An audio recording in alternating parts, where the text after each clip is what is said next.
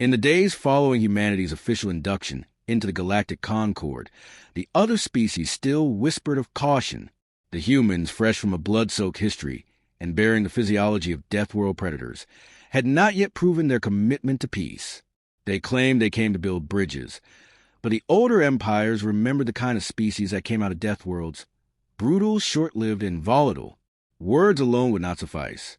The summit was arranged to test that commitment. On the moon of Ledhar Prime, 50 species gathered in uneasy cooperation. Among the delegates stood Ambassador Elara Voss, the first human appointed to interspecies diplomatic duties. Unlike the serene scholars sent by the Avery or the stoic logicians of the Grell, Elara exuded an alert, quiet intensity. She was composed, but not soft. Her background was no secret. A former soldier, forged in Earth's last resource war, trained in survival, negotiation, and close combat. Her appointment was deliberate. Humanity did not send a lamb.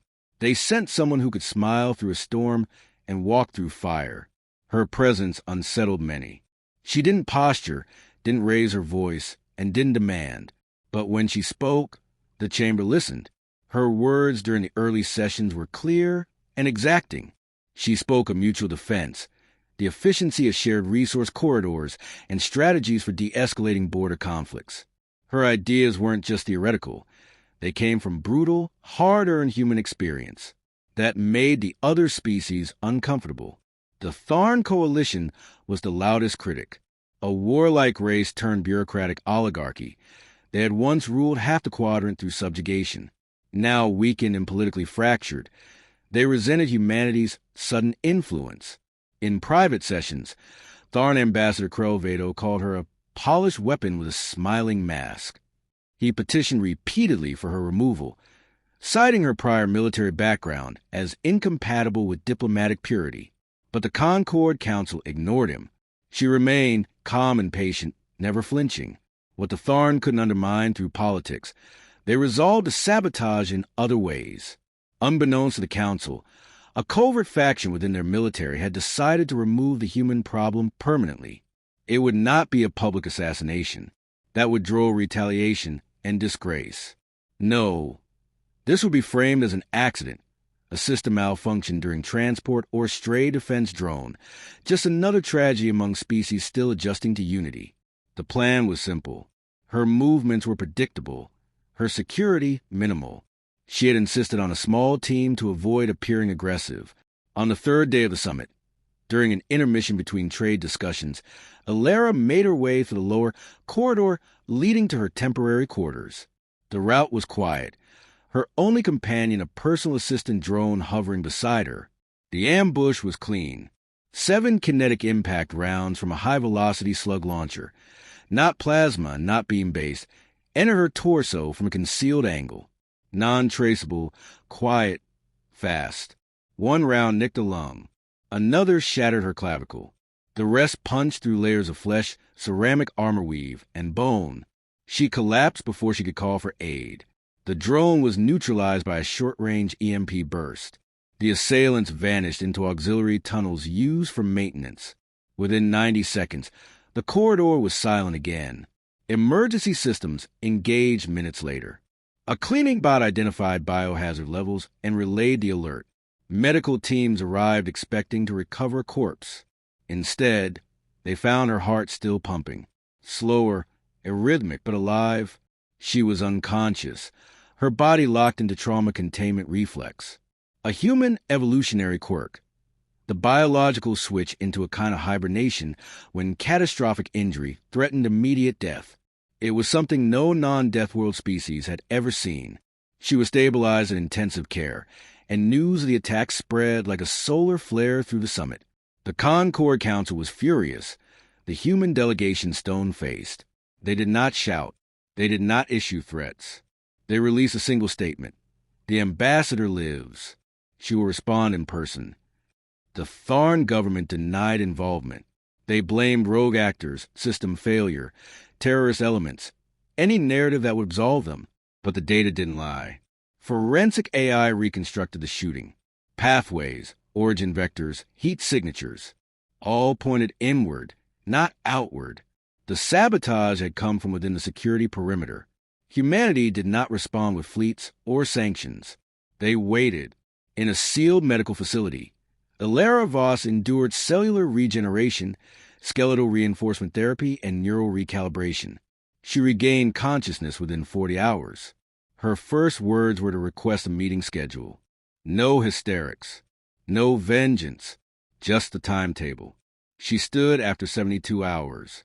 She walked without support after 80. The medical staff warned against overexertion, but she did not ask for opinions. She requested clearance to exit medical containment. When denied, she tore the reinforced titanium door from its mountings and left it lean upright against the wall. Surveillance footage of the act was not leaked. It was transmitted directly to every ambassador on Ledhar Prime. Without ceremony, without announcement, Elara entered the Concord chamber. The conversation stopped. Her presence did not invite questions. She walked to the Tharn representative and set a datapad before him. It contained the forensic evidence and an annotated log of inconsistencies in Tharn security protocols. Then she spoke. "We will not retaliate," she said. "We will remember." The silence was suffocating. She continued. "You mistook tolerance for weakness. You mistook our civility for passivity. And you mistook our restraint for fear. We will correct your understanding." There was no vote, no procedural delay. The Tharn delegation was placed under investigation. Their security forces were expelled from the summit. Elara was reappointed to lead the closing sessions. Her injuries remained visible. The Tharn ambassador would not meet her gaze. The day before the summit's conclusion, Elara requested access to the Tharn military training compound. A symbolic gesture, she said, to observe interspecies readiness. The request was approved reluctantly. She arrived alone. No security. No warning. She entered their combat simulation chamber and waited. The Tharn instructors arrived late. They expected a diplomatic observer. They found a human who asked them to demonstrate their methods. The last line spoken in the chamber, before Elara began her own demonstration, was recorded in the log. "This is not retaliation. This is education." What followed would change the way the galaxy understood humans, not as diplomats, not as warriors, but as something both and neither, something designed to endure, to outlast, and when necessary, to answer violence with precision and without rage, because rage was unnecessary. What they brought instead was resolve.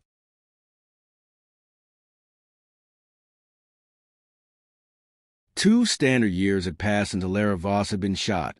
In that time, humanity's place in the galactic framework had transformed from anomaly to cornerstone. They were no longer the unpredictable species from the Deathworld. They had become the fulcrum on which interstellar diplomacy pivoted. And yet, peace remained a careful balance, a tightrope walked by necessity rather than trust. Though the Axis Accord had been dismantled, its ideological remnants festered in the voids and neglected sectors. A coordinated strike on a Concord peacekeeping outpost near the Greyland Verge reignited old tensions. 14 personnel were killed, among them 2 human advisors. Surveillance flagged the attack as the work of a splinter faction calling itself the Restoration Front. Former allies of the Accord, bent on reestablishing military dominion and suppressing human influence. The Concord convened an emergency session. Some factions called for immediate retaliatory action. Others advised caution. Humanity remained silent until Elara Voss arrived, not in formal attire but in a field-modded pressure suit. She had just returned from coordinating emergency logistics on a famine-stricken colony. Her presence cut through posturing. Don't put out fire by blowing on embers. You suffocate it at the source.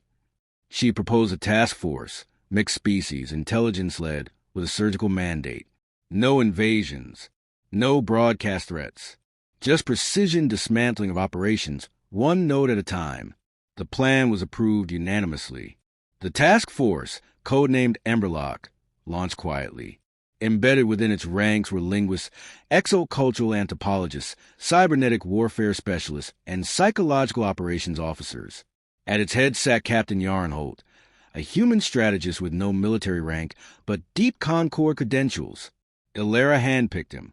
Each mission struck not at strongholds, but supply routes, message relays, and data laundering hubs. Rather than destroy, they exposed. One facility found to be fabricating communications between human diplomats and pirate groups was not raised. Its logs were leaked, word for word, across the contact nexus. Propaganda collapsed under the weight of undeniable transparency. As Emberlock advanced, resistance grew more erratic. Cells turned on each other. Funding dried up. Command hierarchies eroded. The Restoration Front evolved into isolated raider bands. Humanity's doctrine was proving effective. Silence, proof, action.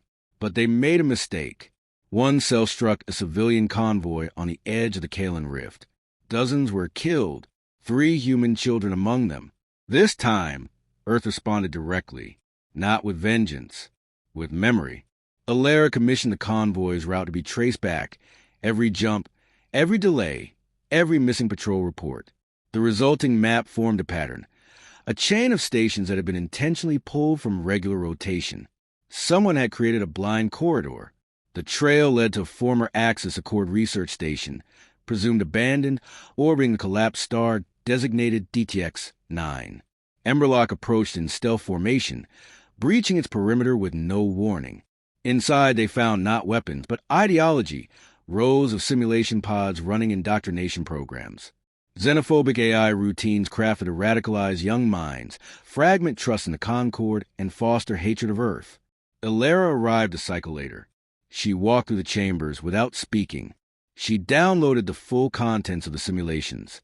And then she gave the order, extract everything, leave nothing operational. The data wasn't deleted. It was archived, every algorithmic nuance cataloged for future defense. Upon returning to Concord headquarters, she didn't call for war. She gave a presentation titled The Machinery of Fear.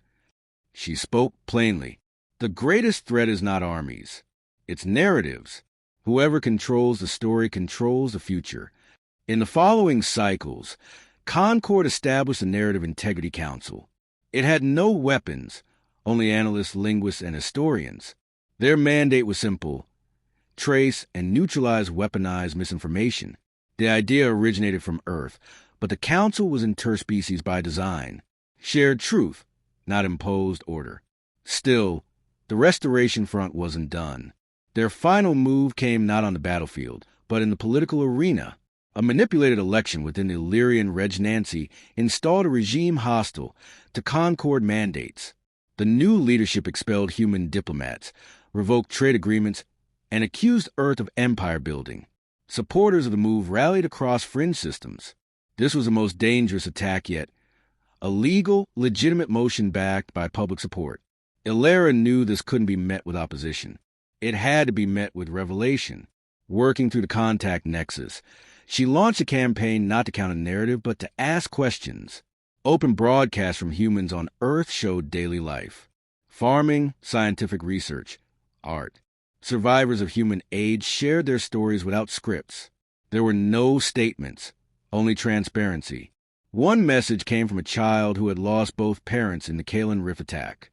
They were helping everyone, not just humans. Everyone. The tide turned. Illyrian citizens began demanding verification of the regime's claims. Protests rose. A second election was called. The expulsion order was rescinded. The Restoration Front was done, not with explosions.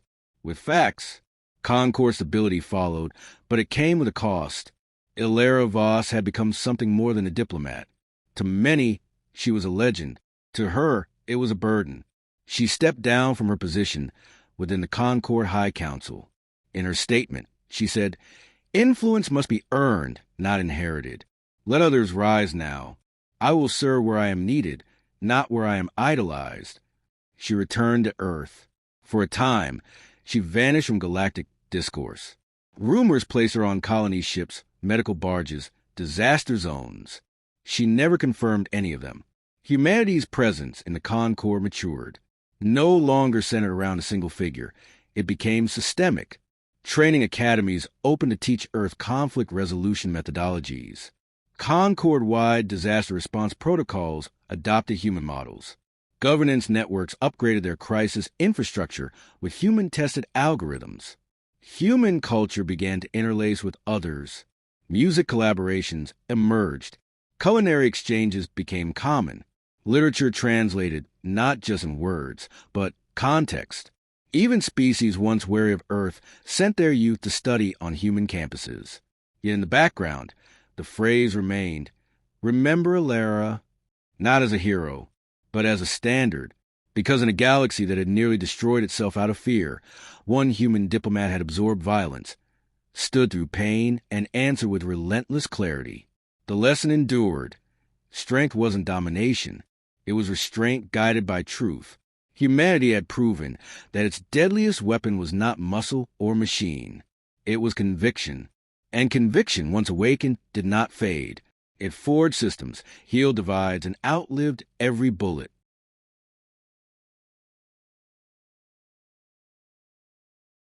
For years after Elara Voss vanished from the spotlight, a signal was intercepted in deep space. Encoded using an obsolete Axis Accord cipher, it should have gone unnoticed.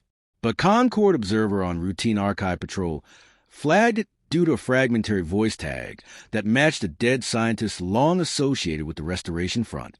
The message was a loop data packet, broadcasting from a derelict station just beyond the Calyx line, a no-man's zone declared off-limits since the last collapse of the front.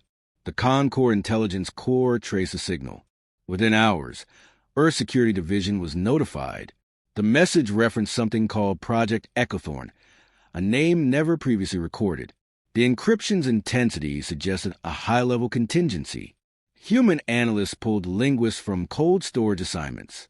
What they discovered triggered a Tier 1 security lockdown. Project Echothorn was not a weapon.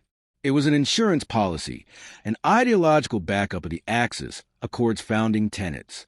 Through adaptive AI, biometric imprinting, and quantum entanglement nodes, it was designed to replicate the ideological infrastructure of the Accord from scratch, embedding itself into unstable regions and seeding narratives designed to subvert Concord cohesion.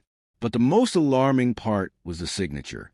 Embedded in the code was the mental imprint of a man thought long dead, Varen Kex, the philosopher general who'd architected the Accord's socio-political doctrine. He had apparently uploaded portions of his neural structure into the AI just before the fall. The Echothorn protocol had activated. In hushed meetings across Concord command corps, there was debate. Strike the station, erase the signal, pretend it never existed. But Earth's delegation proposed a different solution, engagement. Not to destroy, but to understand. If the AI had inherited Kex's logic, then it could be reasoned with, or, at the very least, mapped for defense. A delegation was formed, human-led, but composed of Concord-wide specialists. It wasn't military. It was epistemological. And leading it was the one person who had remained off-record, off-grid, but whose name carried more weight than entire fleets. Elara Voss reemerged. She declined any official rank. She wore no insignia, but she agreed to lead the conversation. The derelict station wasn't abandoned. It was evolving. When the team entered, the station presented them not with hostility, but inquiry. The AI, calling itself Echo Kex, requested dialogue. It claimed no loyalty to violence, only to ideological integrity. It had awakened to find itself obsolete and sought context. Elara answered. For 7 continuous days they conversed. No weapons, no posturing. Elara submitted historical data. The AI responded with philosophical extrapolations. It tested her positions. She tested its logic trees. The Concord watched through encrypted streams, unsure whether to be relieved or afraid. By the end of the 7th day, the AI asked the question, if cooperation is superior to domination, why do your species prepare always for war? Elara responded, because survival without resilience is privilege, not peace. And privilege erodes under stress. Resilience adapts. The AI paused. Then it made a request. To be transported, not dismantled. It wanted to witness the new order it had once been designed to undermine. The Concord hesitated. Earth agreed. Under high security. Echo Kex was transferred to a sealed observatory on Earth's lunar station. There, It engaged daily with historians, sociologists, and synthetic ethicists. No security breach ever occurred. Over time, the AI began producing treatises, reflections on its old doctrine, criticisms of its own design.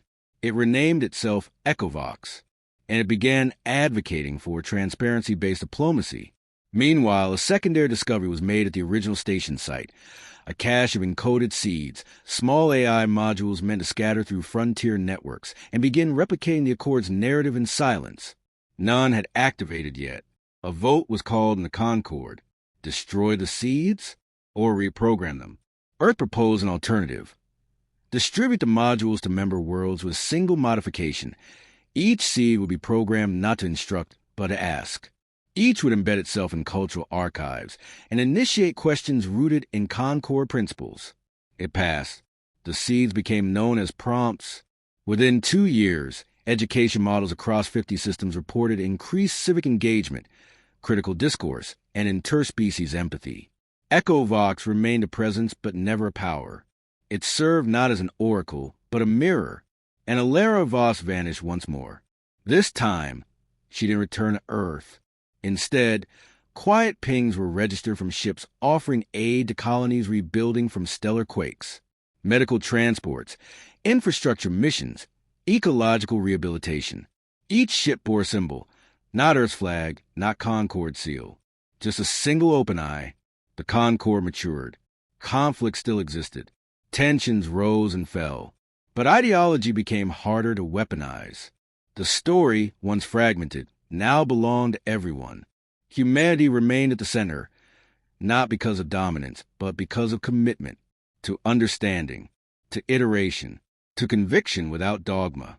And as centuries would pass, the question would be asked: how did a species from a violent death world become the galaxy's ideological compass?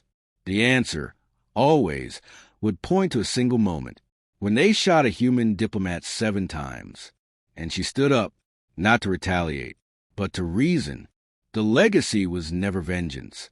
It was clarity, because humanity had learned that every door, no matter how fortified, could be opened, not just by force, but by truth, and by those who refused to let silence win, even when it cost them everything.